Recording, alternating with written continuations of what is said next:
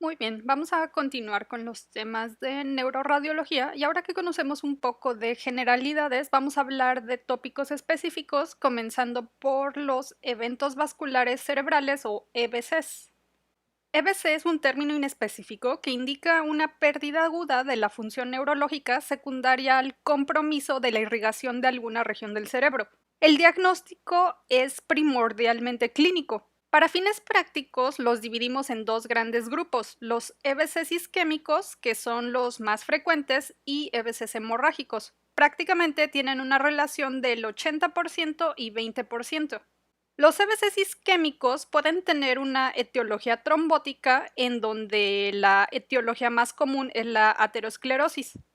La trombosis puede ocurrir por una formación de placa aterosclerótica que puede llegar a obstruir el vaso de una forma muy significativa o de una forma total. Y el sitio más común donde esto ocurre es en las arterias cerebrales medias.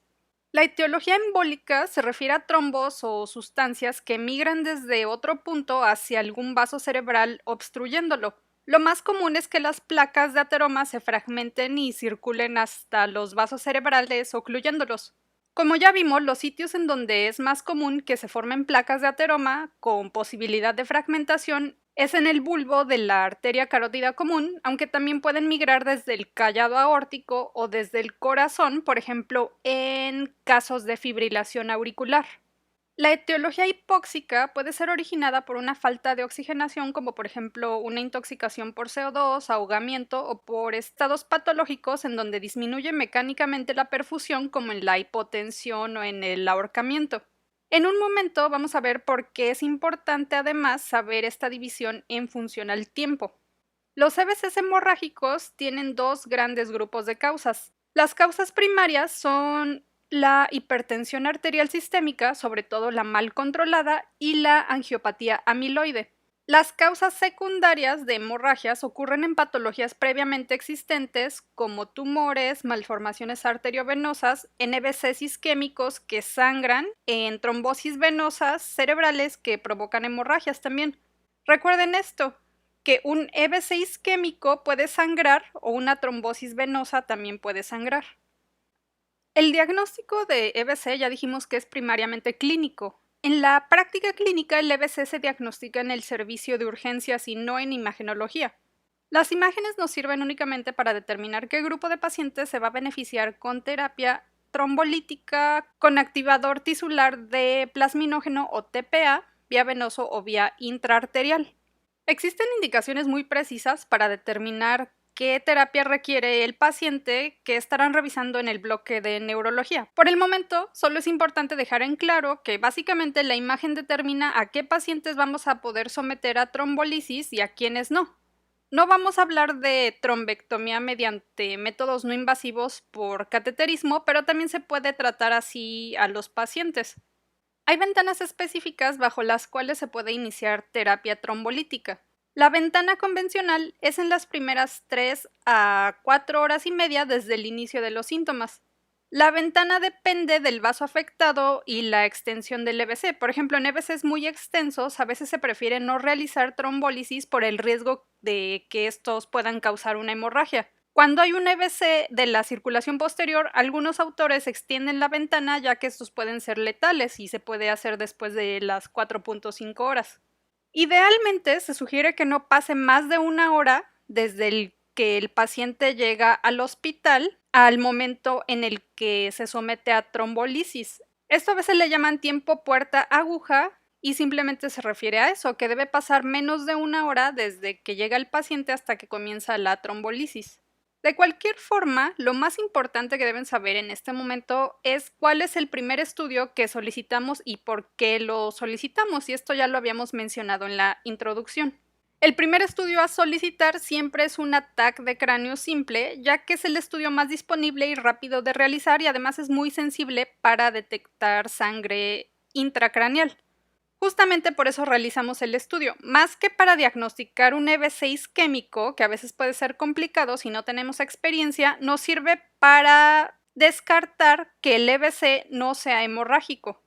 Al EBC hemorrágico no lo vamos a poder tratar con TPA porque causaríamos aún más hemorragia. También podemos llegar a detectar alguna otra causa que esté provocando hemorragia secundaria, como las que mencionamos en la diapositiva pasada, como un tumor, por ejemplo.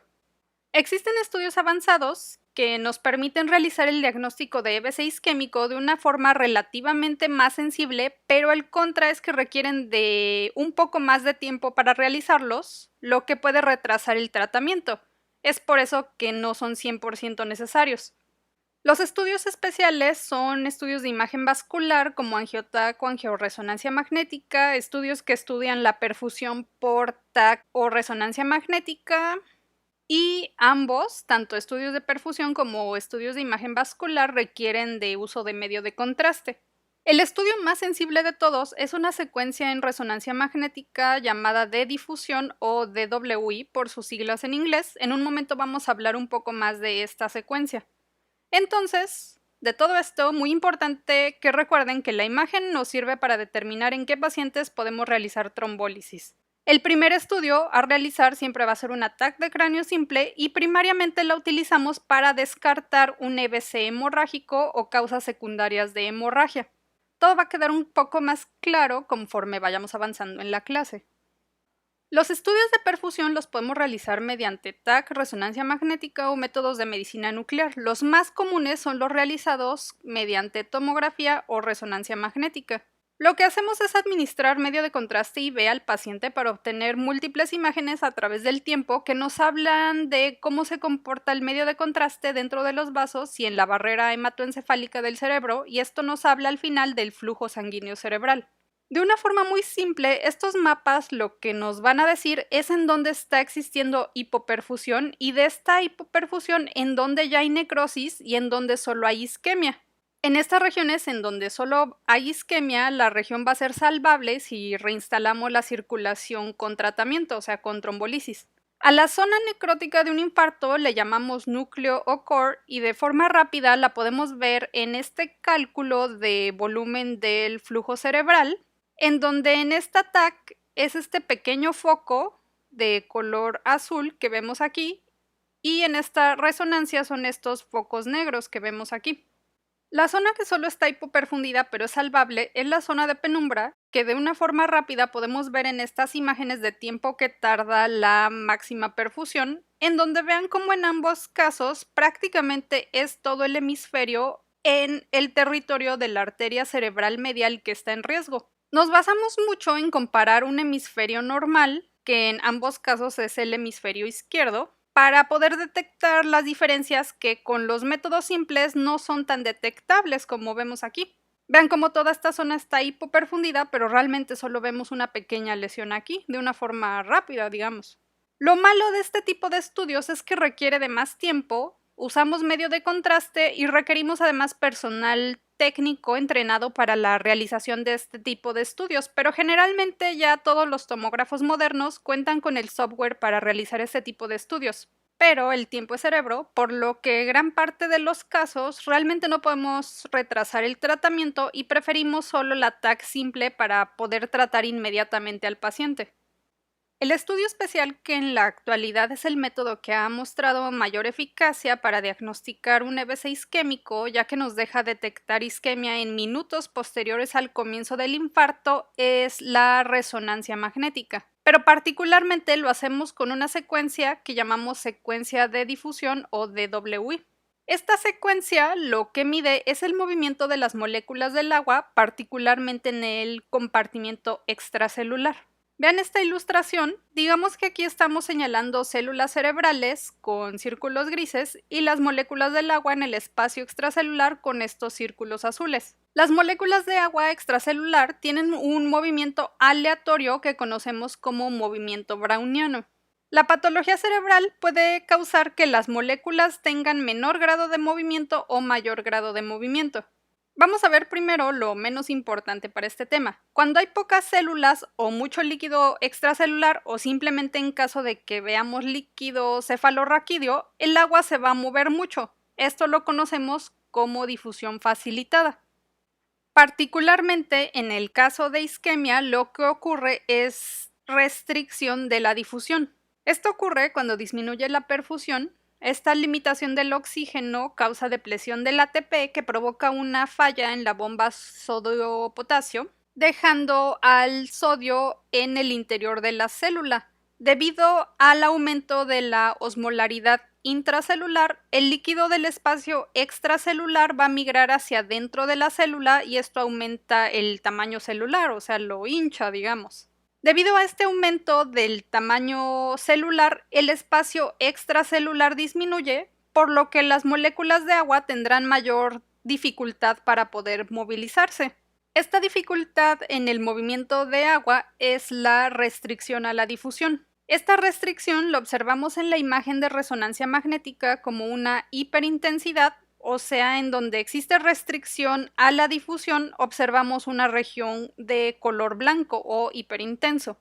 Las principales patologías que cursan con restricción son principalmente el edema citotóxico de la isquemia, aunque podemos también ver restricción también en tumores, particularmente tumores altamente celulares como linfomas, en el caso de abscesos o en el caso de quistes epidermoides intracraneales. Por la física de la imagen de esta secuencia de difusión, a veces lo que vemos hiperintenso puede no ser real, por lo que requerimos una secuencia que verifique que en realidad existe restricción en esta región. Para eso nos sirve esta secuencia ADC o secuencia de coeficiente de difusión aparente, en donde las regiones con restricción de la difusión real las vamos a ver hipointensas u oscuras en esta secuencia ADC. A pesar de ser ultrasensible realizar una resonancia magnética a un paciente con EBC, esto retrasa el tratamiento y ya dijimos que el tiempo es cerebro, es por eso que no a todos los pacientes con EBC los llevamos al resonador. Recuerden esta secuencia de difusión porque vamos a hablar de ella en unos minutos. La clasificación cronológica del EBC isquémico está dividida en 4 etapas de acuerdo al tiempo: la etapa hiperaguda, aguda, subaguda y crónica.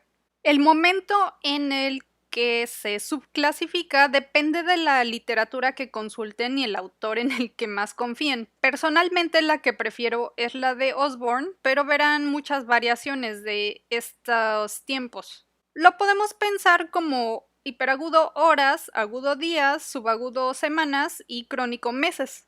Aquí vemos los cambios macroscópicos de cada etapa y vamos a ver su correlación con imagen. Observen aquí en la etapa aguda un coágulo alojado en la arteria cerebral media. En esta etapa aguda, observen cómo los cambios macroscópicos son bastante discretos. Este es el lóbulo normal y este es el lóbulo con isquemia. Mientras más avanza cronológicamente el infarto, comienza a ser más notable, como vemos aquí, una fase subaguda en donde este es el lóbulo normal, este es el lóbulo con infarto subagudo, y mientras más avanza la cronicidad, el EBC va a dejar una cavidad prácticamente. Este espacio que dejó aquí el infarto va a ser reemplazado por líquido cefalorraquídeo. En un momento vamos a ver cómo podemos correlacionar estos hallazgos macroscópicos con la imagen. Lo primero que tenemos que tomar en cuenta es que la isquemia cerebral en tomografía está representada por edema citotóxico, el cual se desarrolla por las fallas en las bombas de iones, principalmente la de sodio-potasio. El edema es un incremento del líquido y el líquido en tomografía, si recordamos de las primeras clases, tiene una densidad baja, o sea, es gris. Si recuerdan, el agua en tomografía tiene una densidad de 0 unidades Hounsfield. La sustancia gris en la corteza tiene una densidad aproximada de 30 a 40 unidades Hounsfield y la sustancia blanca tiene una densidad menor por la mayor cantidad de lípidos, así que esta tiene una densidad aproximada de 20 a 30 unidades Hounsfield, como estaríamos viendo aquí en esta región. Un incremento de agua de 1% en el cerebro equivale a una disminución de la densidad de 2.5 unidades Hounsfield.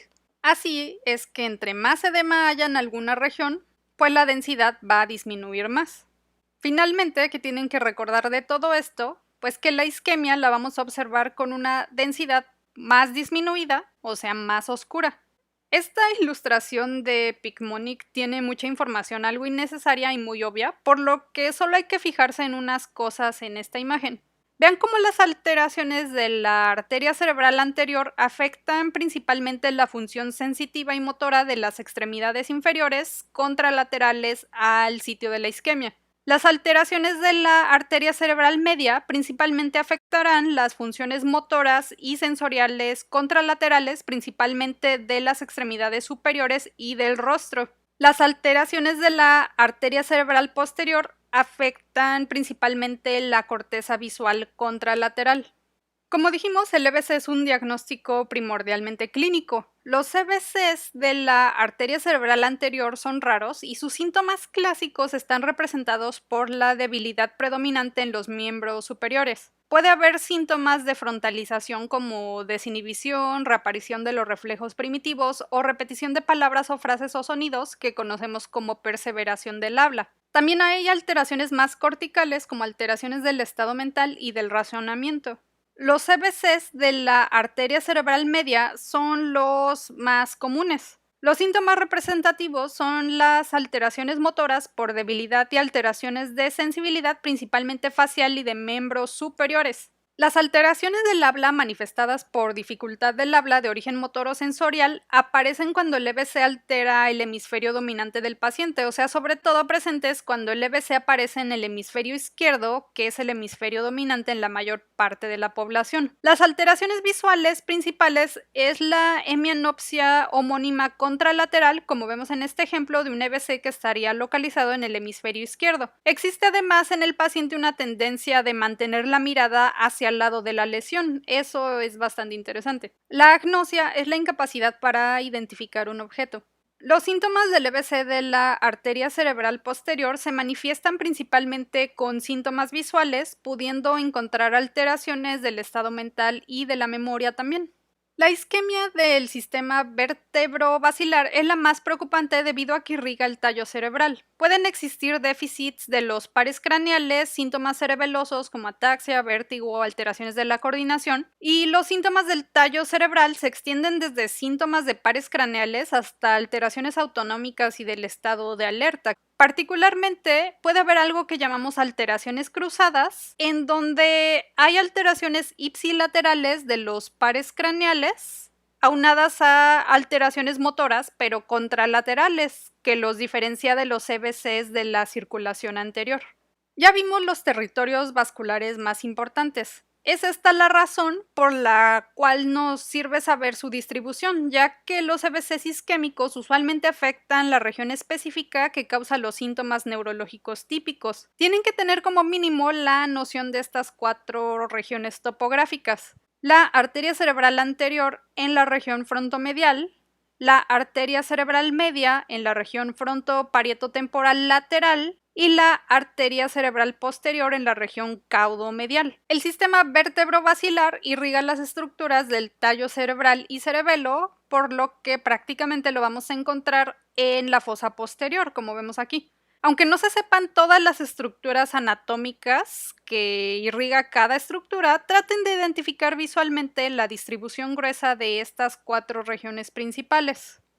Vamos a ver los hallazgos de imagen en todas las fases del EBC, principalmente centrándonos en la TAC, que es con la que mayor contacto tendrán en el contexto de EBC.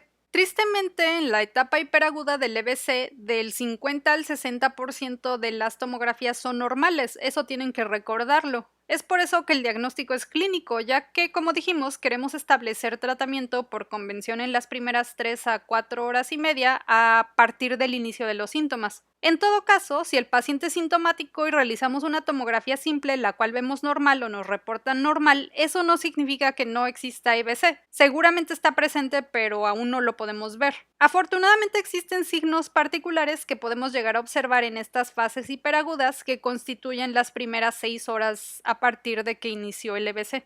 Podemos llegar a observar el coágulo en el vaso afectado, principalmente en la arteria cerebral media. El coágulo tiene una densidad alta, como estamos viendo aquí, y en este caso está alojado en la arteria cerebral media derecha. Este es el signo de la arteria cerebral media hiperdensa que podemos observar en 1/4 a la mitad de los pacientes con EBC isquémico. Tenemos otro signo conocido como el de la cintilla insular.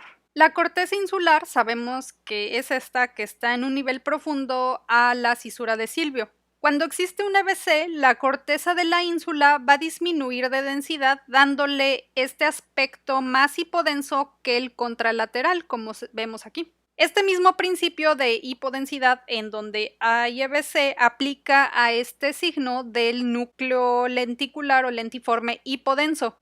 Observen cómo la densidad es menor en este núcleo lenticular derecho a comparación del lado izquierdo. Este es el núcleo lenticular izquierdo y aquí estaría el núcleo lenticular derecho, pero con menor densidad comparativamente. Este es un signo de evento vascular cerebral isquémico. Si creen que estos signos de EBC hiperagudos son muy discretos, tanto que podríamos asumir que son estudios normales, están en lo correcto. Tenemos un estudio que puede detectar de manera más obvia el EBC en estas fases hiperagudas, la resonancia magnética, pero particularmente la secuencia de difusión con su secuencia ADC complementaria, ya que esta puede detectar EBCs a minutos de que comienza la isquemia. Aquí tenemos las horas o minutos a partir de las cuales podemos diagnosticar por imagen de manera inequívoca un EBC isquémico en los diferentes métodos de imagen. La resonancia magnética en secuencia de difusión puede detectar al EBC en minutos, algunos dicen que en segundos, pero por convención decimos que a los 30 minutos ya es aparente la isquemia, como vemos aquí esta hiperintensidad en difusión que es hipointensa en la secuencia ADC. Este es el infarto cerebral. Noten cómo las secuencias T2, FLAIR y T1 tienen cambios muy discretos en esa zona de infarto. Esto es porque T1, T2 y FLAIR pueden tardar hasta 6 horas para mostrar cambios isquémicos. La TAC, por su parte, para mostrar las hipodensidades típicas, puede tardar hasta 24 horas, lo cual ya está muy por fuera de la ventana terapéutica. Así que recuerden que el primer estudio en el que identificamos isquemia es una resonancia magnética en su secuencia de difusión o DWI. Los hallazgos de la fase aguda, que va de 6 horas a 2 días, ya son hallazgos clásicos que probablemente los pongan a diagnosticar en un examen. En esta fase ya podemos observar la hipodensidad de la región infartada, que causa una pérdida de la diferenciación de las estructuras corticales y subcorticales o una pérdida de la diferenciación de la sustancia gris y blanca. Vean cómo causa cierto efecto de masa por el edema que causa la isquemia, el cual estamos viendo reflejado aquí en el cuerno anterior del ventrículo lateral. Literalmente la zona está hinchada. Vean cómo se borran además los surcos y cisuras. Aquí no vemos la cisura silviana o lateral en esta región temporal. ¿A qué región vascular pertenecen estos dos EBCs? Ya deben de saber. A la arteria cerebral media. Realmente no hay mucho que caracterice a la resonancia magnética en esta fase, más que el hecho de que seguimos viendo restricción en la secuencia de difusión. Ya podemos comenzar a observar cierta hiperintensidad en T2 y FLAIR en la región infartada. A la aplicación de contraste, las meninges adyacentes al infarto pueden realzar y lo veríamos así, digamos. En la etapa subaguda de 2 días a 2 semanas, observamos dos fenómenos interesantes. Estos suceden principalmente ya que el cerebro busca restablecer la circulación mediante neovascularización. En las primeras 48 horas posterior al EBC, continuamos observando la hipodensidad típica de la isquemia, como vemos aquí, aquí y aquí, pero más o menos a partir de la semana a semana y media del EBC ocurre algo que conocemos como efecto de niebla o fogging. En la zona del infarto va a comenzar a disminuir el edema y la densidad del infarto va a comenzar a incrementar y nos puede dar este aspecto de que ya se recuperó el tejido infartado y esto es lo que conocemos como efecto de niebla. No hay que confundir esto con que realmente se recuperó el tejido. Como les digo, esto es por la neovascularización, colaterales y tratamiento en caso de que se haya instaurado trombolisis. Ese es el primer fenómeno interesante. Recuerden este efecto de niebla en la etapa subaguda. Otro evento importante que puede ocurrir en esta fase subaguda es que el EBC isquémico se transforme a hemorrágico aproximadamente a la semana del episodio de isquemia. Aquí vemos esta zona de isquemia pequeña, pero al repetir la tomografía podemos ver que ya hay un foco hemorrágico aquí. La hemorragia puede ser desde pequeños focos que llamamos hemorragias petequiales, que veríamos así, hasta hemorragias de volúmenes bastante considerables. Muchas veces la trombolisis provoca estas lesiones y también se ha demostrado que al hacer trombolisis intravenosa en lesiones isquémicas muy grandes podemos provocar hemorragias muy cuantiosas, inclusive de tamaños increíbles, hemisféricos prácticamente. Entonces, recuerden que un EBC isquémico puede tener una transformación hemorrágica en la etapa subaguda. Con medio de contraste podemos observar realce en la región afectada por isquemia que llamamos realce giriforme.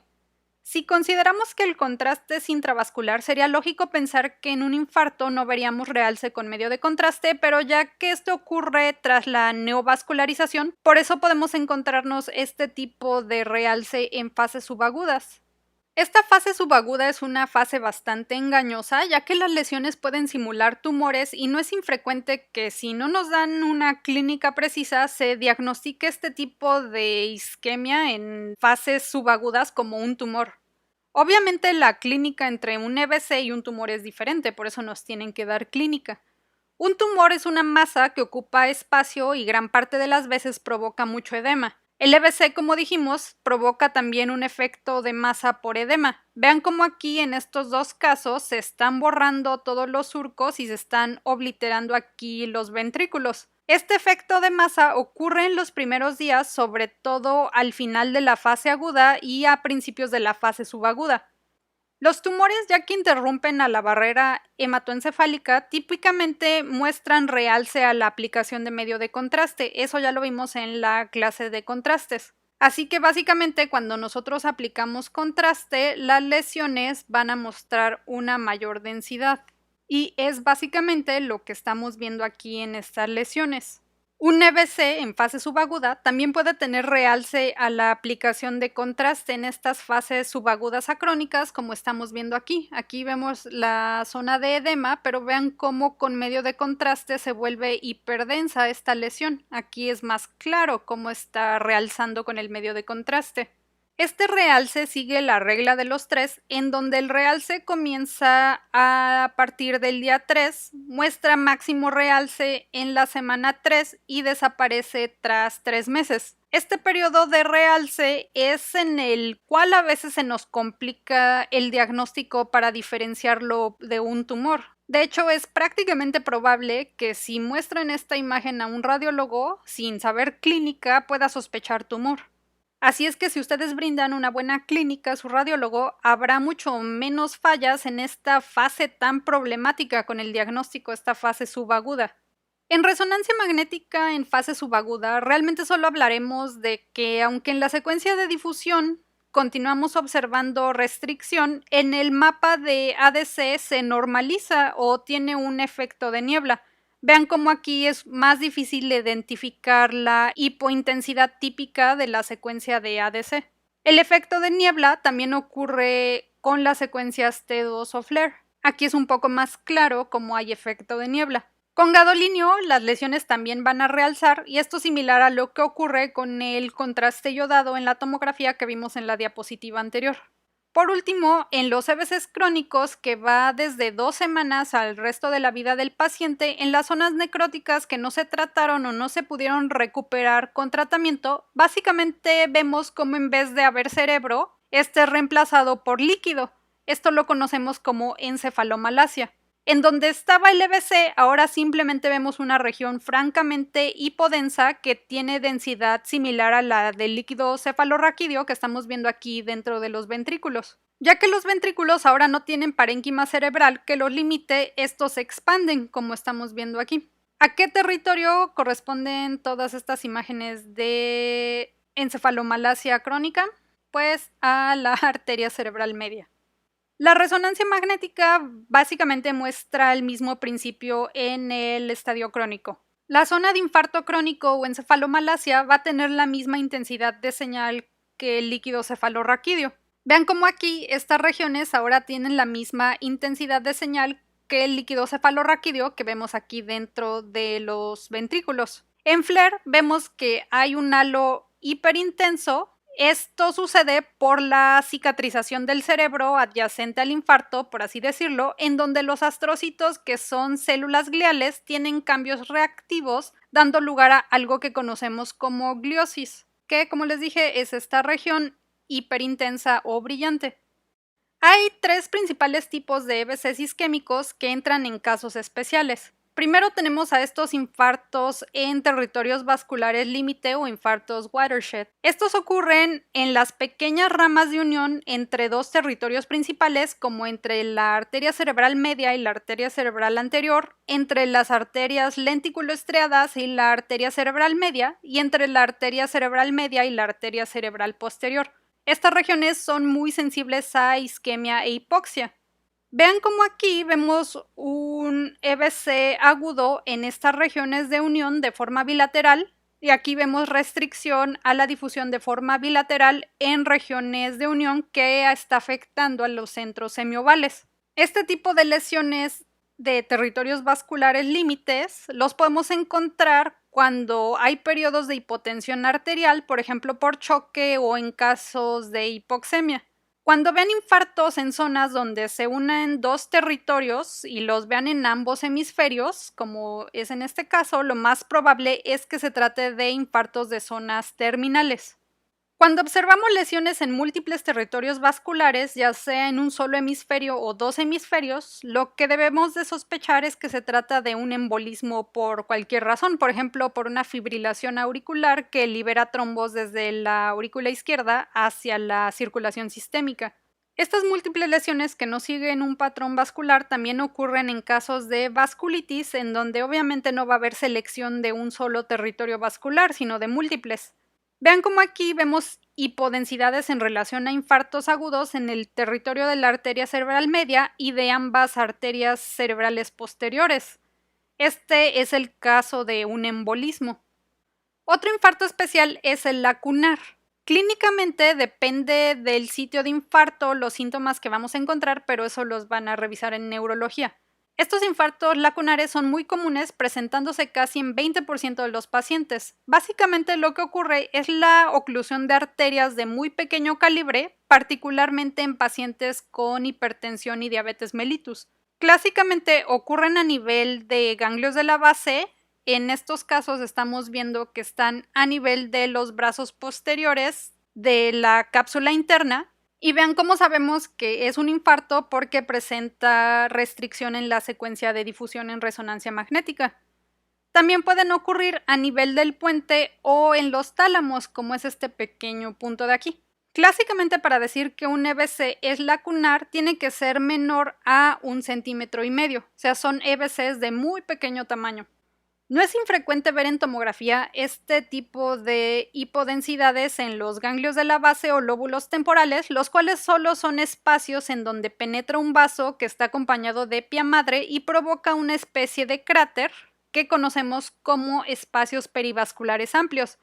Estos son hallazgos relativamente normales, sobre todo en gente de edad avanzada. Para diferenciar estos espacios perivasculares de un infarto lacunar, básicamente la clínica es de gran ayuda o en todo caso una resonancia magnética, pero pues no sería necesario que si un paciente sin datos clínicos de EBC tenga este tipo de imágenes, pues digamos que es un infarto lacunar. Simplemente puede ser eso, un espacio perivascular amplio. Vamos ahora a pasar al EBC hemorrágico.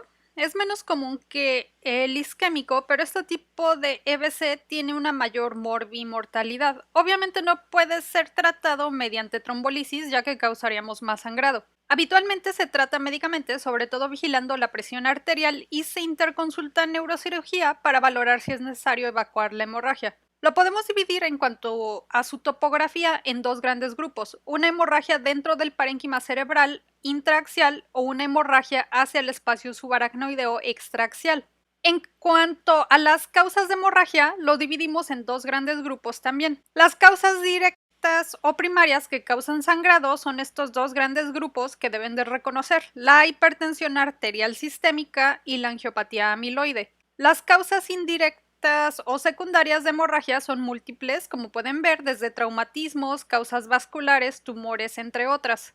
Pero en este momento vamos a hablar de las causas no traumáticas. Las hemorragias intracraneales siguen un patrón definido. Dependiendo del sitio de la hemorragia y del grupo de edad del paciente, podemos tratar de definir la etiología de la hemorragia. Las principales etiologías que deben de conocer es la hipertensiva, que usualmente afecta ganglios basales y cerebelo casi en la mayoría de los casos. La angiopatía amiloidea principalmente afecta a personas mayores no hipertensas, sobre todo hacia los lóbulos. En un momento vamos a ver esto con un poco más de profundidad. Ya hablamos de la hemorragia. La sangre es hiperdensa o blanca en tomografía. Aquí vemos dos ejemplos de tomografía simples. Esta es una hemorragia intraaxial que afecta al parénquima cerebral a nivel de los ganglios de la base izquierdos y en la región insular. Lo hiperdenso aquí es la hemorragia que está formando un hematoma. La hemorragia hacia el espacio subaracnoideo la observamos de esta forma. Vean cómo la hiperdensidad de la sangre reemplaza la hipodensidad de donde debería haber líquido cefalorraquídeo hipodenso.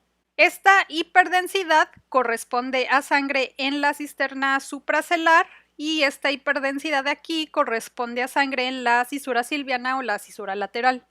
Ya establecido que una hemorragia cerebral en imagen es hiperdensa, vamos a ver cómo cambia su aspecto a través del tiempo. Hay que considerar que en promedio la sustancia blanca tiene una densidad de 30 unidades Hounsfield y la sustancia gris de 40 unidades Hounsfield.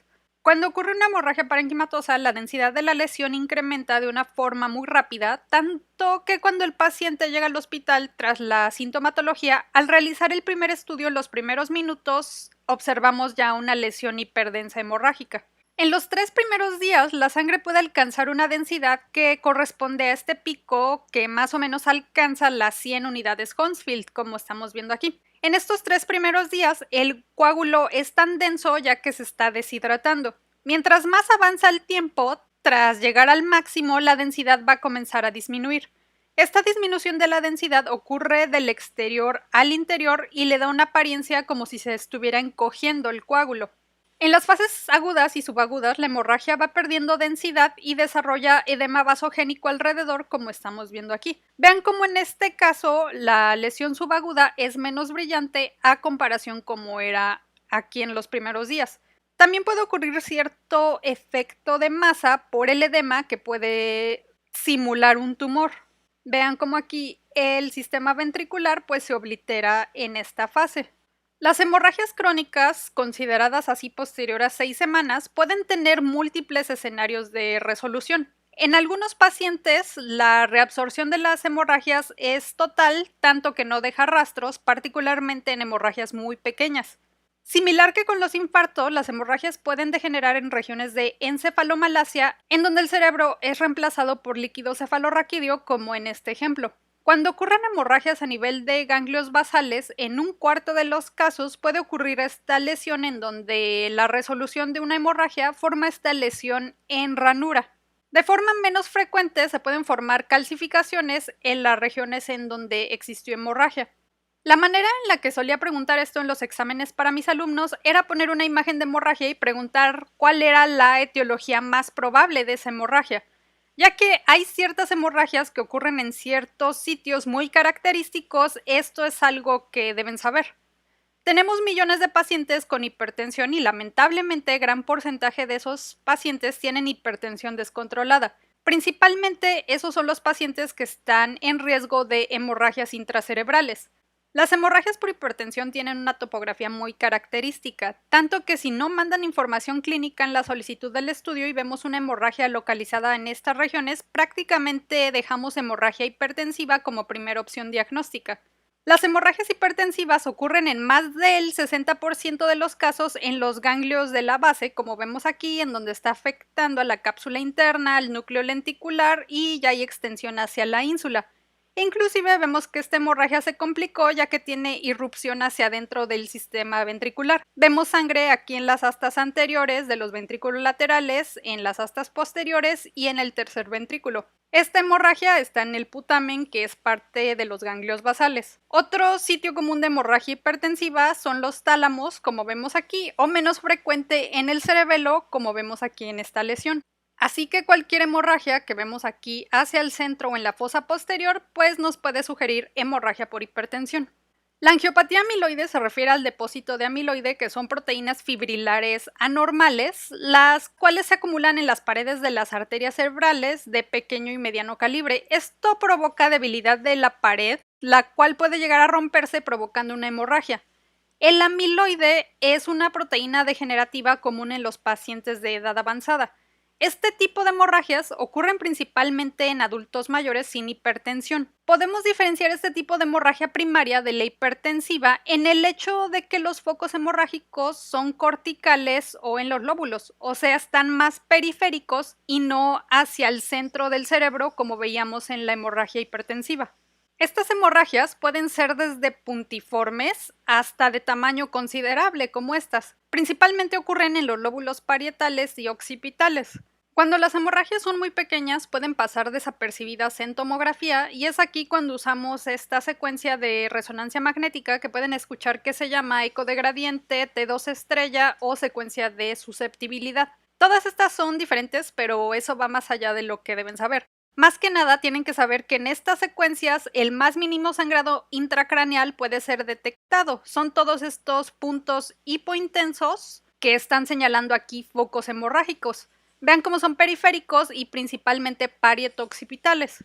Otro concepto que es importante que conozcan es que las trombosis venosas del cerebro pueden provocar hemorragias cerebrales primordialmente subcorticales.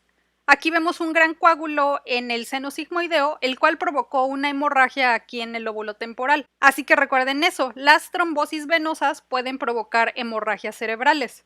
Las hemorragias pueden surgir también de malformaciones vasculares, como malformaciones arteriovenosas, malformaciones cavernosas o de tumores hemorrágicos. Estas pueden ocurrir en cualquier lugar del cerebro. No voy a entrar en esto, pero es algo que deben de considerar, que las malformaciones vasculares y los tumores pueden sangrar. No vamos a profundizar en el aspecto de una hemorragia en resonancia magnética, ya que es algo bastante complicado incluso entre especialistas, pero vamos a hablar de unas cosas muy puntuales. El aspecto de una hemorragia en resonancia magnética varía acorde al tiempo transcurrido debido a los cambios que ocurren en el hierro, las proteínas de la molécula de hemoglobina, los cambios de concentración de oxígeno tisular, hematocrito y la integridad de la barrera hematoencefálica. La sangre patológica de las hemorragias sigue un proceso de degradación bien establecido, en donde la hemoglobina pierde las moléculas de oxígeno formando deoxihemoglobina. Posteriormente, el grupo ferroso de la hemoglobina cambia a un grupo férrico formando metahemoglobina intracelular y luego extracelular, que finalmente se degrada en hemosiderina. Todos estos cambios tienen una representación visual en la resonancia magnética. Vamos a fijarnos principalmente en esta secuencia de T2 y secuencia T1. Estos serían los focos de hemorragia que estamos viendo aquí. Existen muchos sistemas para tratar de recordar la intensidad con la que se ven las hemorragias en resonancia magnética. Mi favorito es este, en donde graficamos T1 contra T2 con los hipointensos proximales, hiperintensos distales e isointensos aquí en medio. La hemorragia hiperaguda es hiperintensa en T2 e isointensa en T1, como vemos aquí, hiper e iso. En fase aguda, la hemorragia es hipointensa en T2 e isointensa en T1, hipointensa e isointensa. En el periodo subagudo temprano, la hemorragia es relativamente hipointensa en T2, pero hiperintensa en T1, como vemos aquí, algo hipointensa e hiperintensa. En la fase subaguda tardía, el sangrado es hiperintenso tanto en T2 como en T1, como vemos aquí estos dos focos hiperintensos. Finalmente, en la fase crónica, esto tiene cierto truco porque aquí nos dice que es hipointensa en ambas secuencias. En la fase crónica es la hemosiderina la cual le da este aspecto hipointenso en T1 e hipointenso solo en la periferia en T2, únicamente en la periferia. El aspecto de la hemorragia en las secuencias que identifican productos hemáticos como eco de gradiente, T2 estrella o secuencias de susceptibilidad siguen el aspecto de T2, pero aquí en esta fase crónica la lesión es genuinamente hipointensa toda la lesión, no solo la periferia como veíamos aquí en T2. Dijimos que la hemorragia, además de ser parenquimatosa, puede ser extraaxial hacia el espacio subaracnoideo. El espacio subaracnoideo es el que se extiende entre surcos y cisuras, así como cisternas cerebrales. Establecido que en tomografía la hemorragia es hiperdensa, en una hemorragia subaracnoidea vamos a observar los espacios en donde debería haber líquido cefalorraquídeo hipodenso reemplazado por hiperdensidad.